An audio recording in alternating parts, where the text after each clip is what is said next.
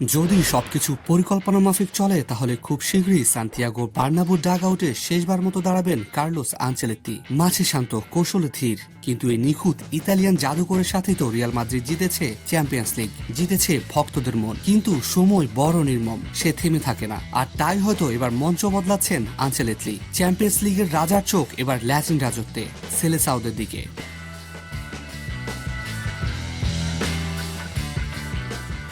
জানা গেছে ক্লাবের অনুশীলন মাসে নাকি ইতিমধ্যে বিদায়ের ইঙ্গিত দিয়েছেন আনচেলত্তি। খেলোয়াড়রাও জানেন বস আর থাকছেন না, ক্লাবও প্রস্তুত বিদায়ের পথকে সম্মানজনক করতে সমস্ত পাওনা বুঝিয়ে দেবে তাকে। এত কিছু জেনেও এখন শুধু আনুষ্ঠানিক ঘোষণার অপেক্ষা। আর্জেন্টিনার কাছে 4-1 গোলে বিধ্বস্ত হওয়ার পর থেকে কোচবিহীন ব্রাজিল এই দলটিকে এবার দুনিয়ার সেরা বানানোর মিশনে আনচেলত্তি এখন তাদের প্রথম পছন্দ। সব আলোচনা প্রায় শেষ, এমনকি জুনের বিশ্বকাপ বাছাই আনচেলত্তিকে সাইডলাইনে দেখা গেলেও অবাক হবে না কেউ। এবার তাদের নেতৃত্বে আসছেন এমন একজন কোচ যিনি ইতিমধ্যে 5টি আলাদা লিগে শিরোপা জিতেছেন। আনচেলত্তি দায়িত্ব নিলে ব্রাজিলের ইতিহাসে তিনি হবে প্রথম বিদেশি পূর্ণকালীন কোচ।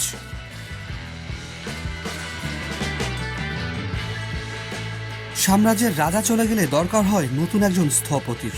রিয়াল এখনো আনুষ্ঠানিকভাবে কাউকে নতুন কোচ হিসাবে ঘোষণা দেয়নি, তবে গুঞ্জনের বাজার বেশ গরম। রিয়ালের ভবিষ্যৎ নকশায় এখন যে কটি নাম উকি দিচ্ছে সেগুলো হলো জাবি আলোনসো, সোলারি এবং ডেভিড আনচেলত্তি। রিয়াল মাদ্রিদ হয়তো এক কিংবদন্তিকে বিদায় দিচ্ছে, কিন্তু বিশ্ব ফুটবল মঞ্চ এক নতুন অধ্যায়ের সূচনায় দাঁড়িয়ে। আনচেলত্তি এবার ইউরোপ নয়, তাকে দেখা যাবে ল্যাটিন আমেরিকার ফুটবল মহারণে, হলুদ সবুজের চিতার গতিতে ছুটতে।